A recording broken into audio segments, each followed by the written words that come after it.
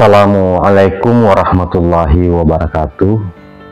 Salam sejahtera untuk kita semua, pada seluruh mencari kesejatian, pada mereka yang sedang berjalan menapaki jalan rohani atau jalan kodim. Kali ini saya mencoba untuk mengurai tentang mentaati atau mengikuti Rasul. Saya tertarik untuk mengupas lebih jauh tentang tema ini karena banyak yang beranggapan di luar sana bahwa ya tidak perlu ada sebuah perantara ya ketika kita ingin taat kepada Allah. Jadi ya istilahnya bahasanya langsung jumping aja, ngapain ada perantara-perantara gitu ya. Allah maha segalanya, Allah maha tahu gitu ya, jadi langsung saja kepada Allah. Ya, pertanyaan pertama saya adalah,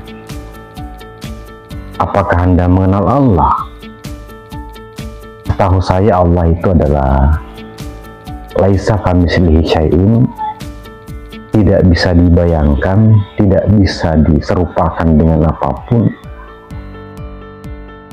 Dia adalah maha segala-galanya.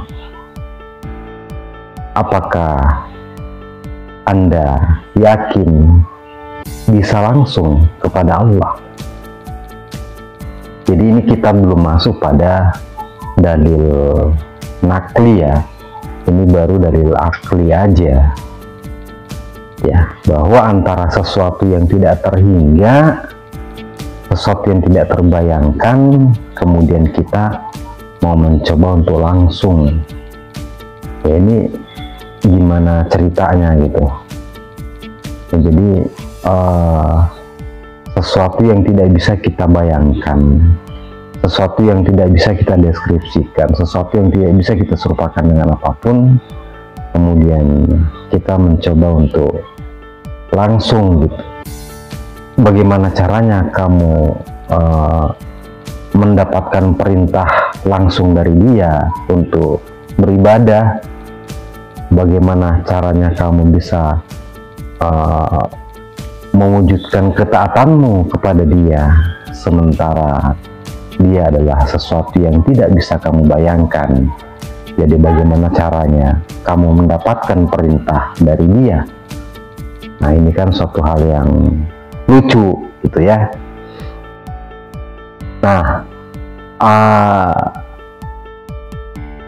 kita masuk ke dalil Qur'annya di An-Nisa 59 kan sudah jelas, atiullaha wa atiur rasul.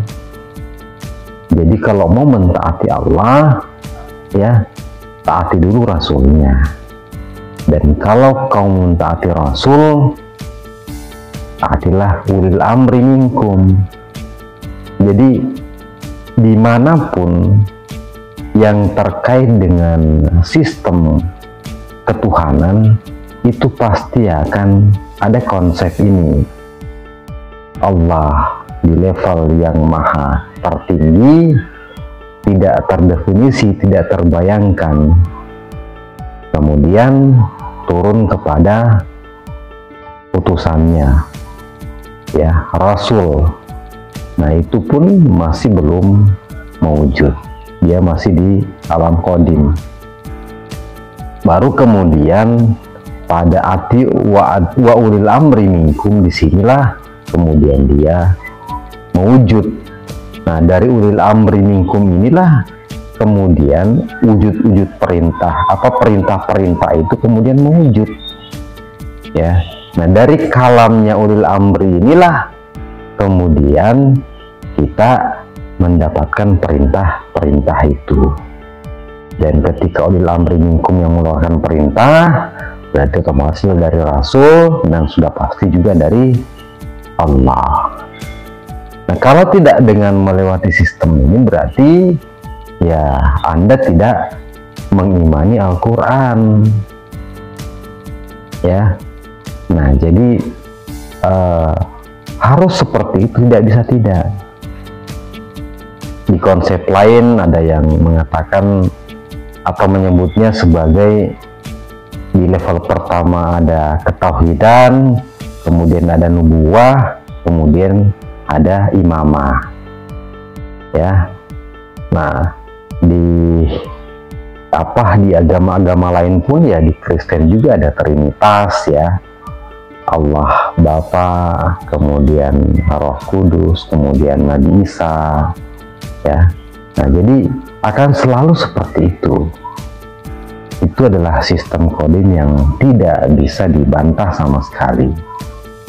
Jadi kalau misalnya Anda mau langsung kepada Allah, jumping kepada Allah itu ya, jadi sebenarnya Anda sudah menyalahi atau bertentangan dengan apa yang ada di Al-Quran, khususnya surat An-Nisa ayat 59 tadi ya, yang sudah saya sebutkan. Nah, kemudian di ayat lain pun seperti itu ya, ketika dikatakan innallaha wa malaikatahu yusholluna 'alan nabi ya ayyuhallazina amanu shallu 'alaihi wa sallimu taslima. Nah, di tengahnya itu adalah nabi. Nabi itu adalah ulil amri ya.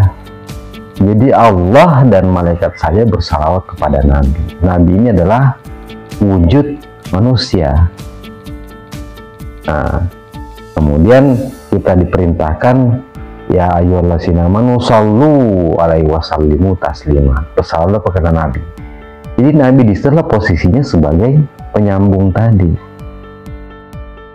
Ya. Nah, yang menjadi pertanyaan sekarang adalah ya nabi sudah tidak ada. Nah, yang ada adalah ya pewarisnya. Nah, karena harus ada yang selalu menjaga posisi itu. Makanya di Al-Quran pun kan dinubuatkan ada yang namanya ulama warasatul anbiya. Jadi dialah yang senantiasa menjadi posisi antara Allahu Subhanahu wa Ta'ala yang Maha Qadim, yang tidak terbayangkan ya, dengan umat gitu. Jadi akan selalu ada seperti itu. Nah, kalau kita mencoba mencari di ayat-ayat lain ya, yang terkait dengan mengikuti atau ketaatan kepada Allah ya, yang lain misalnya adalah di surat Al-A'raf itu ayat 158. Maka berimanlah kamu kepada Allah dan Rasulnya ya. Jadi itu selalu satu paket, beriman kepada Allah dan Rasulnya. Nah, berikutnya Nabi yang ummi. Nah, di Nabi yang ummi di sini itulah ulil amri yang mewujud ke dunia ya, dan yang dengannya kalam-kalam Allah bisa kita dengar gitu. Nih lanjutannya kan, jadi saya ulangi, maka berimanlah kamu kepada Allah dan Rasulnya, kemudian Nabi yang ummi yang beriman kepada Allah dan kepada kalimat-kalimatnya. Nah itu, jadi selalu ada pola itu, Allah, Rasulullah, kemudian Nabi ya. Nah, dan ikutilah dia supaya kamu mendapat petunjuk. Artinya kita disuruh mengikuti Nabi. Dengan mengikuti Nabi, maka secara otomatis kita akan mengikut kepada Rasul dan otomatis kepada Allah ya. Coba teliti lagi tuh ya, surat Al-A'raf ayat 158. Di situ sangat jelas di situ. Jadi Allah, Rasul, kemudian Nabi, dan kita disuruh mengikuti Nabi. Nah itu. Kemudian Ali Imran ayat 31. Katakanlah ya, dalam kurung Muhammad di situ, jika kamu mencintai Allah ya, ikutilah aku. Nah, nih. Katakanlah ya, ini yang berkata bahwa katakanlah jika kamu mencinta Allah, ini kan misalnya anggaplah di zaman itu ya, ini contoh ibaratnya saya Nabi Muhammad nih. Saya sedang berkalam kepada sahabat-sahabat saya nih, umat-umat ini di depan saya. Saya mengatakan, ya, jika kamu mencintai Allah, ikutilah aku. Ya, karena ini kalimat ini kan harus keluar dari mulut ya, ini bukan bukan Allah yang langsung berkata-kata seperti itu. Tapi kalam ini selalu melewati kalam atau mulut manusia yang wujud sehingga bisa didengar gitu. Ya, Allah kan laisa kamitslihi syai'un, tidak terdefinisi, tidak terbayangkan. Jadi tidak mungkin kita mendengar kalamnya langsung. Dia mesti melewati mulut seorang utusan. Ya. Nah, dia mengatakan seperti itu. Jika kamu mencintai Allah, ikutilah aku. Aku yang dimaksud di situ adalah ya Nabi Muhammad pada saat itu. Jadi kita mengikuti dia yang wujud secara fisik gitu. Nah, ikutilah aku. Itu niscaya Allah mencintaimu dan mengampuni dosamu. Artinya harus ada selalu wujud manusianya yang kita ikuti. Makanya itu kenapa selalu dikatakan kita harus mengenali imam zaman kita. Ya. Kalau tidak mengenal imam di zamanmu, berarti kamu akan mati jahiliyah. Kenapa harus ada bayat kepada pemimpin ulil amri minkum? Ya, jadi itu semua. Jadi harus selalu ada. Kenapa dinubuatkan ada ulama warasatul anbiya? Jadi harus selalu ada yang menjadi ketaatan kita. Ya, yang merupakan wujud fisik. Ya. Jadi kalau misalnya wujud fisiknya tidak ada, kalau misalnya Anda mengacu kepada wujud fisik Nabi Muhammad di 1400 tahun lebih yang sudah berlalu, ya wujud fisiknya kan sudah tidak ada. Dia sudah meninggal, sudah mati. Ya. Nah, masa kiblat ketaatanmu masih mengacu kepada dia yang sudah meninggal? Ya. Nah, memang ya kalam-kalam ini tadi ya muncul di zaman itu. Tetapi yang namanya perintah itu harus sifatnya langsung. Ya, bagaimana caranya kita mengikuti Nabi Muhammad yang sudah 1000 tahun lalu? Ya, jangankan 1400 tahun yang lalu. Ya, coba misalnya buyutmu saja ya, kakek dari kakekmu, apakah kamu mengenal dia? Apa kamu mengingat wajahnya, tahu wajahnya? Apalagi yang itu sudah 1400 tahun yang lalu. Bagaimana kamu mau mengikuti dengan rentang perbedaan jarak yang sangat jauh gitu? Mungkin kamu mengatakan bahwa ya kita kan bisa melihat kalam-kalamnya lewat kitab Al-Quran, kitab suci. Ya berarti kan itu namanya bukan perintah lagi, tapi Anda sedang membaca literatur. Lah apa bedanya dengan kitab-kitab yang lain? Itu juga sebuah literatur. Kenapa bukan itu yang kamu ikuti? Hanya saja kamu terlahir dalam keluarga Islam misalnya, sehingga kemudian ya yang acuan literasimu adalah Quran. Ya. Berarti kan kalau begitu ya tidak ada hal yang menjadi hal yang khusus atau istimewa. Mereka yang terlahir dalam keluarga Buddha ya mereka akan mengikuti literasi kitab Buddha. Mereka yang terlahir dalam Hindu mereka akan mengikuti literasi kitab Veda. Iya kan? Jadi di situ tidak ada makna kodinnya, tidak ada makna keilahiannya. Itu hanya sebatas literasi aja. Paham nggak yang saya maksud ini ya? Ya. Nah, jadi yang dikatakan di Al-Quran ini adalah kejadiannya 1400 tahun yang lalu. Jika kamu mencinta Allah, maka ikutilah aku. Ya, kalau kau mengikuti aku, niscaya Allah akan mencintaimu. Jadi penegasannya ini bahwa kamu jangan langsung kepada Allah, tapi harus melewati aku. Nah, sekarang ketika si akunya ini sudah tidak ada, ya. Nah, tentu ya ketika misalnya kamu mau langsung kepada Allah, ya jelas bertentangan dengan ini kan. Makanya harus ada selalu yang menjadi penggantinya dia. Itulah yang disebut di Al-Quran sebagai ulama warasatul anbiya, pewarisnya. Carilah itu ahlul baitnya. Ya. Carilah itu yang harus kita temukan. Itu yang menjadi prioritas sebenarnya. Nah, kemudian kita coba lihat nih ya di dalil hadisnya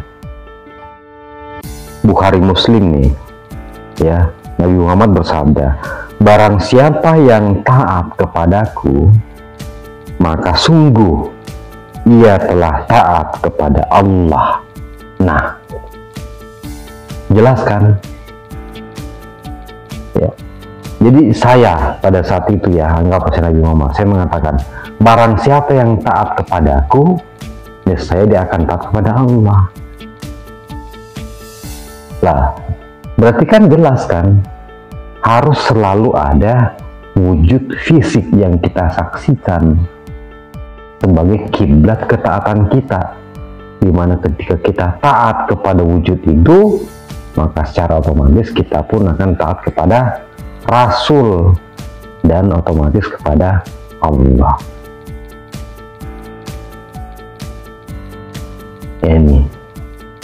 Ini jelas sekali nih ya. Ini Sahih Bukhari ya, diriwayatkan Bukhari nomor 7137 ya.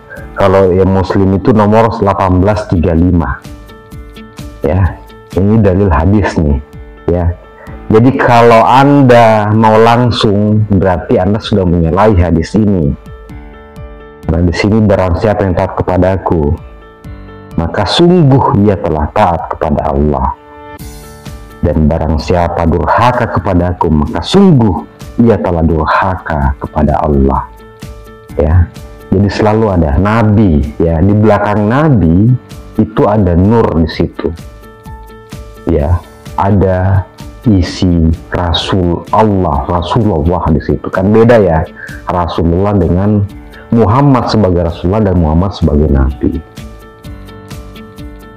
Sebagai Nabi dia adalah ulil amri minkum. Makanya kemudian selalu dikata Rasulun min anfusikum ya. Jadi itu harus selalu ada karena ini adalah sistem ya. Ini adalah sistem wasilah gitu. Nah, jadi apa namanya? Dari sisi argumentasi dan dari sisi dalil Quran dan hadis ya, bahwa memang tidak ada jalan lain kecuali kita harus menemukan imam zaman itu, harus menemukan ulil amri itu, harus menemukan ulama warasatul anbiya itu, harus menemukan waliya mursida itu, karena dialah yang menjadi kunci bagaimana kita bisa mewujudkan ketaatan kita kepada Allah. Kalau tidak ketemu dengan itu, ya maka ya mustahil, nonsen Anda taat kepada Allah. Ya, Anda hanya mentaati literasi yang ada di kitab-kitab suci itu, tapi Anda tidak mentaati Allah. karena literasi itu adalah sebuah rujukan, ya, itu adalah kalam ilahi yang turun di zaman itu, dan itu adalah sesuatu yang dikalamkan oleh Nabi di zaman itu. Tetapi ketika Nabi sudah meninggal, maka otomatis dia kemudian menjadi sebuah teks-teks suci, ya. Tetapi otomatis harus ada sosok yang kemudian menafsirkan teks-teks suci itu. Dialah yang punya otoritas itu, ya, dan itu akan selalu ada di setiap zaman. Makanya ketika dipertanyakan siapa yang punya otoritas untuk menafsirkan teks-teks kitab suci, itu tidak lain dan bukan adalah ulama warasatul anbiya, pewaris nabi, ya, waliya mursida, ulil amri minkum, atau imam di zamanmu. Makanya carilah dia, kemudian berbayatlah engkau kepadanya, bahkan ketika pun harus merangkak di atas salju. Tetap di channel ini dengan saya Bang Jako, Jalan Kodim. Assalamualaikum warahmatullahi wabarakatuh.